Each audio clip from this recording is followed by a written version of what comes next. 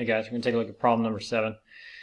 This is that electrostatics problem, and I like this one just because there's a lot of pictures. So they put 4 charges at 4 different corners of a square, and then the center of the square is point P, and there's a radius D from point P to each corner. And so this is good. The first 2 parts here are basically looking to see if you understand the difference between electric force versus electric field. So the first part says on charge Q right here, this plus Q, what's the net electric force? And so electric force, K, Q1, Q2 over R squared is electric force. They don't want us to calculate it, they just want us to draw the net force here. Let me make myself big. So here's the problem. And so for electric force, the thing you do, this is essentially just vectors when they ask you about electric force. So you're looking at this charge right here. So what is this charge doing to that charge? It's going to repel it up like that. What's that charge doing to this guy? It's going to repel it that way. So these 2 positive charges are going to make the thing go off in that direction. Okay.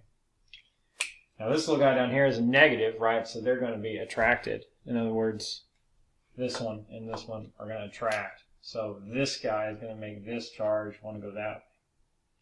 Okay. Well, what's going to happen is when you add up all these vectors, right? And if you guys remember, vectors have 2 parts. So this blue vector has an x part and a y part. Some of this x part is going to be taken up by this guy. It's going to be canceled out by this vector. And some of this y part will be canceled out by that vector. And so your net vector that you're going to get is you're going to get a little bit in the positive x and a little bit in the positive y. And so your result will be a vector that goes that way like that. And so on that little dot, make myself small again. So right here on this little dot, you would draw a vector going off in the northeast direction, quadrant 1, whatever you want to call it. And so that'll be the first part. Okay. I got the answers up here too. See, so that little vector is going to go off to the right there. Okay, so that's the first part. That's part A. Part B says, all right, calculate the magnitude of the electric field. So now they're asking us about field, not force. Both are vectors. But as far as electric field goes, it's actually a lot easier because it's either going to go, electric fields originate from positive charges and they terminate on negative charges. So if you're looking at point, and they're asking us about the center here, so I'll just keep using my same drawing, make myself big. Right, so now they're going to ask us about what's going on in the middle at point P right here.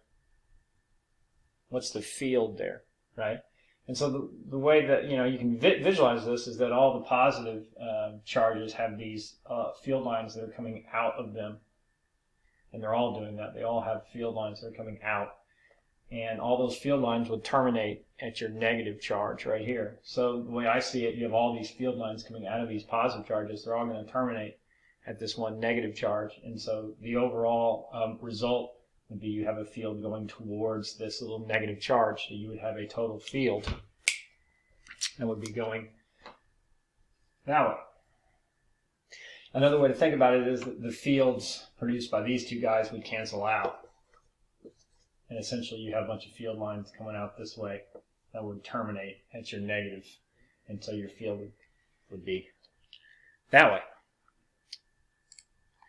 And so if you look at the official solution here, there it is right there. Your total field goes off in that direction.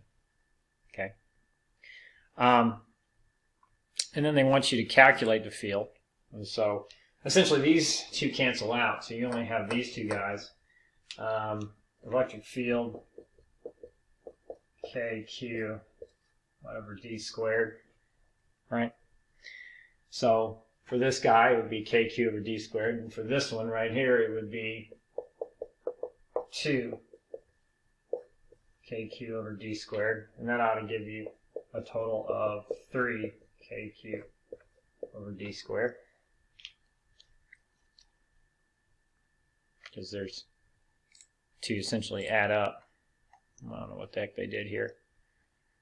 There it is, 3kq over d squared, right? So for the negative 2, you get 2kq over d squared, and for the positive q, you get kq over d squared, and add up the fields, get a total field. There you go. Voila. All right, and this last part is nice because it's going to force us to write a paragraph length response. And so what they're doing here is they want to know a couple things. Briefly describe the meaning of electric potential energy. And the way I kind of see this is when you take a charge, let's say we have a positive charge and it's way out here, and we take that positive charge and we try to move it closer to these other charges.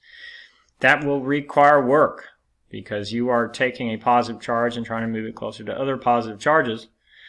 And that requires work because they're going to try to repel each other, right? And so this idea of the work done and trying to take that charge from infinity, from way out here, and try to get it closer is the idea of electric potential energy. Potential energy is essentially a measure of work done. You know, if you were to take a marker and lift it up against a gravitational field, you've done work, and all that work is turned into potential.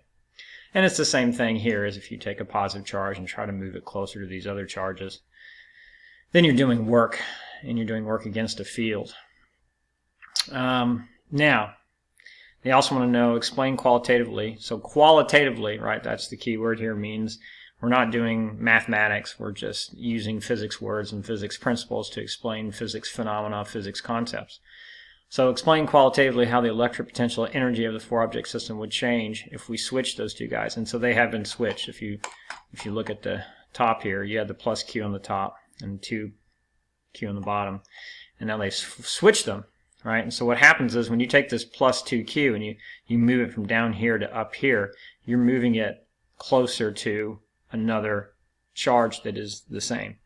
And that requires work. That's the same as taking a positive charge from way out here and trying to move it closer. That's going to take work, so that'll be an increase in your system. The plus q was up here at the top. If you try to move it down here, closer to this negative 2q, those are going to, attract, and so you're actually going to see a decrease in your energy. So if you change it to this configuration, though, because this is just a plus q and that's a 2 plus q, these 2 plus q's are now close together, right? This sucker is further away from that one. So you have an overall increase in your amount of energy that you have here for this new configuration. And, the people on the test may want you to use equations. You can, U equals KQ over R, something like this that you can do. But you'd have to have a paragraph response. You got to write. It's got to be clear. You have to make sure they can read it. You're going to use physics words. This is the kind of thing that they want to see. Your physics words, by the way, are on your formula sheet, and so that can be very helpful.